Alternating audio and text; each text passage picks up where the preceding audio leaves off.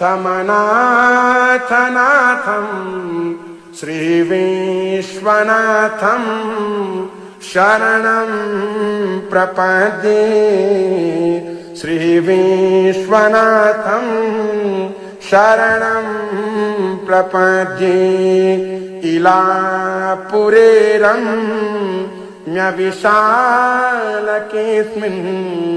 समुल्लसन्तं च जगद्वरेण्यं वन्दे